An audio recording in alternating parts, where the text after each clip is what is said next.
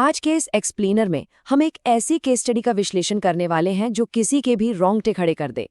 Primary source से आई ये घटना कोई आम किस्सा नहीं है। ये दिखाती है कि कैसे एक नॉर्मल सी कॉर्पोरेट ट्रिप एक बेहद खौफनाक पैरानॉर्मल नाइटमेयर में बदल सकती है।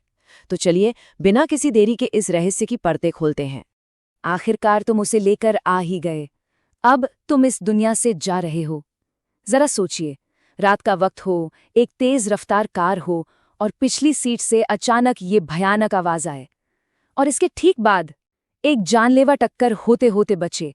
ये उस अजीबो-गरीब घटनाक्रम का क्लाइमैक्स है जिसे आज हम अनपैक करने वाले हैं। लेकिन सवाल ये है कि बात यहां तक पहुंची कैसे? तो इसकी शुरुआत कहां से हुई? Section 1, the Hyderabad connection. यही वो ओरिजिन पॉइंट था जहां से ये सब शुरू हुआ। अगर हम इन घटनाओं की एक टाइमलाइन देखें तो एक अजीब सा पैटर्न नजर आता है। 2 जनवरी हैदराबाद ट्रेनिंग, फिर 10 दिन बाद गोवा ट्रांसफर, संडे को रेस मैगूस मंदिर, ट्यूसडे को कब्रिस्तान का अनुष्ठान और आखिर में दिल्ली का वो लंबा सफर। ये टाइमलाइन बताती है कि एक अनजाना सा रेंगता हुआ खतरा प्रेम और उसके कलीग्स अदिति, देव और शुभम के पीछे पीछे पूरे देश में घूम रहा था, जैसे कोई चीज उनके साथ बुरी तरह चिपक गई हो। लेकिन प्रेम के मुताबिक इसकी शुरुआत बहुत ही नॉर्मल तरीके से हुई थी। गचीबाउली के एक होटल रूम में आधी रात को उसकी कलीग अदिति उसके लिए रसगुल्ले लेकर आईं। अब सुनने में कितना आम लगता है ना, पर इन मिठाइयों को देखते ही प्रेम को अचानक एक अजीब सी, बहुत ही स्ट्रॉन्ग नेगेटिव एनर्जी महसूस हुई। वही पहला ट्रिगर था। अब क्योंकि प्रेम भगवान हनुमान का भक्त था और रोज ध्यान करता था, उसे शुरू में ही कुछ अजीब अनॉमलीज महसूस होने लगी थीं। उसे होटल के कमरे के बाहर रात में तेज गति से चलती हुई परछाइयां दिखती थीं। लेकिन जैसा हम अक्सर करते हैं, उसने इसे रात में गश्त करने वाला सिक्योरिटी गार्ड समझकर टाल दिया। ये किसी अलौकिक जुड़ाव का वो क्लासिक पहला फेज होता है जिसे लोग अक्सर बड़ी आसानी से इग्नोर कर देते हैं। खैर, इसके बाद ये ग्रुप गोवा के एक सर्विस अपार्टमेंट में ट्रांसफर हो जाता है और यहाँ आता है हमारा सेक्शन 2, गोवा में प्रकटीकरण। यहाँ खतरा अपनी हदें पार करने लगता है। सोर्स मटेरियल के मुताबिक गोवा पहुंचते ही अदिति के बर्ताव में एक झकझोर देने वाला बदलाव आया।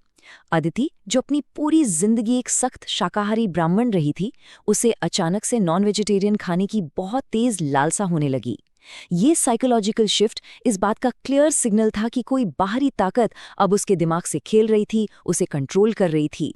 फिर घटनाओं की रफ्तार अचानक तेज हो जाती है। रात के करीब 1:45 बज रहे थे। कुत्तों के रोने की आवाजें आ रही थीं। प्रेम अपनी बालकनी में खड़ा था, तभी उसने एक खौफनाक मंजर देखा। पेड़ के नीचे एक ऐसी एंटिटी खड़ी थी जिसका चेहरा पूरी तरह जला हुआ था और आंखें बिल्कुल जलते हुए अंगारे जैसी लाल थीं। वो सीधे प्रेम को घूर रही थी। प्रेम का पूरा शरीर जैसे लकवाग्रस्त हो गया, पैरालाइज्ड हो गया। वो सिर्फ अपने गहरे ध्यान और मंत्र जाप के सहारे ही उस रात बच सका। लेकिन सबसे हैरतअंगेज किस्सा तो इस की होल इंसिडेंट का है। देव ने की होल से जो देखा वो किसी भी इंसान की रूह कपा दे। अदिति बिना कपड़ों के दीवार पर उल्टी चल रही थी, पर जब प्रेम ने देखा तो अदिति आराम से अपने बिस्तर पर सो रही थी। दोनों के नजरिए में ये जो तीखा विरोधाभास है, ये एकदम ब्रिलियंटली दिखाता है कि ये शक्ति किस तरह उनके दिमाग के साथ, उनके परसेप्शन के साथ गेम खेल रही थी। इस सब के बाद ग्रुप को समझ आ गया था कि मामला हाथ से निकल चुका है और यहाँ से शुरू होता है सेक्शन 3, कब्रिस्तान का अनुष्ठान, जहाँ आखिरकार उस शक्ति की पहचान होती है। विल्पोए में एक स्थानीय बाबा के पास जाने के बाद इस बढ़ते हुए खौफ के बीच एक स्पेसिफिक डायग्नोसिस निकल कर आया। बाबा ने इस इकाई को साफ तौर पर एक जिन बताया। इस एक शब्द ने इन अजीबो-गरीब घटनाओं को बिल्कुल स्पेसिफिक कल्चरल लोक कथाओं के साथ जोड़ दिया, जिससे ये घटनाएं और भी ज्यादा प्रामाणिक हो जाती हैं। और यहाँ एनालिसिस में एक बड़ा ट्विस्ट आता है। असल में शुरुआती टारगेट अदिति थी, लेकिन अदिति ने मंदिर का एक पवित्र धागा पहना हुआ था जिसने उस पर एक प्रोटेक्टिव शील्ड का काम किया। तो नतीजा क्या हुआ? उस जिन ने अपना पूरा गुस्सा और पोजीशन एक अनजान बेचारे देव पर उतार दिया। हालत ये हो गई कि देव कब्रिस्तान में जिंदा पक्षियों को खाने लगा था। इस खतरे को दूर करने के लिए बाबा ने एक बहुत ही डेंजरस प्रोसीजरल स्टेप उठाया। उन्होंने रात 1 बजे कब्रिस्तान में एक अनुष्ठान रखा। पहले नमक का एक सुरक्षा घेरा बनाया गया और फिर उस जिन को भगाने के लिए आग में 2 जिंदा बकरियों की बलि दी गई। इस इंटेंस अनुष्ठान के दौरान सबसे बड़ा खुलासा तब हुआ जब उस शक्ति ने देव के शरीर का इस्तेमाल करके अपने इरादे जाहिर किए। उसने कहा, मुझे ये लड़की पसंद आई। जब वो वहां मिठाई खरीदने गई थी, उसके बाल खुले थे और उसने परफ्यूम लगाया था। इस स्टेटमेंट ने ऑफिशियली इस बात पर मुहर लगा दी कि हैदराबाद की वो मिठाई की दुकान ही असल में उनके जुड़ने का सटीक पॉइंट था। बलि के बाद ग्रुप को लगा कि सब ठीक हो गया है, पर ये उनकी भूल थी। सेक्शन 4, खौफ की वापसी। जो शांति थी वो बस एक सुरक्षा का भ्रम थी। अब माहौल पहले से भी ज्यादा डरावना हो चुका था। गोवा ऑफिस में अचानक बिजली गुल हो जाना, दूसरी मंजिल की खिड़कियों के बाहर सायों का लटकना। लेकिन सबसे ज्यादा हद कंपाने वाली बात तब हुई जब रात ठीक 1:30 बजे उन सबके बेडरूम के दरवाजों पर एक ही वक्त पर दस्तक हुई। एक साथ नॉक किया गया। इस एक डिटेल ने सेफ होने के उनके किसी भी भ्रम को पूरी तरह चकनाचूर कर दिया।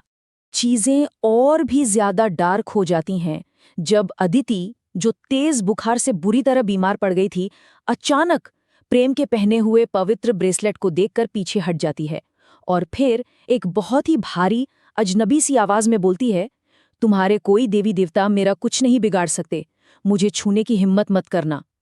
ये सीधे तौर पर प्रेम के धार्मिक विश्वास को चुनौती थी। जब चर्च और मंदिर के आम उपाय काम नहीं आए, तब उन्होंने एक आखिरी रास्ता चुना। सेक्शन 5, अंतिम रहस्योद्घाटन, यानी इस पूरे खौफ का असली कारण। वो मेहंदीपुर बालाजी धाम के लिए एक डेस्परेट रोड ट्रिप पर निकल पड़े और इस केओस से भरे हाईवे ड्राइव पर उस शक्ति ने उनकी जान लेने की एक आखिरी हिंसा से भरी कोशिश की। पजेस्ट अदिति की वजह से कार का बैलेंस बिगड़ा और बांदीकुई के पास वो एक तेज रफ्तार ट्रक से टकराते टकराते बचे। और इसी के साथ हम वापस इस एक्सप्लेनर की शुरुआत में बताए गए उस खौफनाक सीन पर आ जाते हैं। आखिरकार बालाजी के पवित्र दायरे में एंट्री करते ही अदिति तुरंत शांत हो गई। वहां मौजूद एक सिद्ध बाबा ने जब निष्कासन अनुष्ठान शुरू किया, तब जाकर इस पूरी पैरानॉर्मल नाइटमेयर का ग्राउंड जीरो यानी उसका मूल कारण सामने आया। और यकीन मानिए, सच्चाई किसी भी भूत प्रेत से कहीं ज्यादा डरावनी थी। अल्टीमेट ट्विस्ट ये निकल कर आया कि ये कोई रैंडम सुपरनैचुरल इंसिडेंट नहीं था। इस पूरे आतंक को जानबूझकर शुरू किया गया था। और किसने किया? अदिति की अपनी सौतेली मां ने। पारिवारिक ईर्ष्या और जलन की वजह से एक घातक काला जादू किया गया, जिसका सीधा असर अदिति की किडनी पर एक गंभीर फिजिकल डैमेज के रूप में हुआ। वो जिन तो बस एक हथियार था।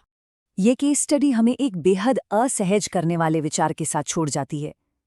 जरा इस बारे में सोचिए, जब इंसान की खुद की दुर्भावना इन अलौकिक शक्तियों को एक हथियार की तरह इस्तेमाल करने लगती है, तो असली खौफ कहाँ है?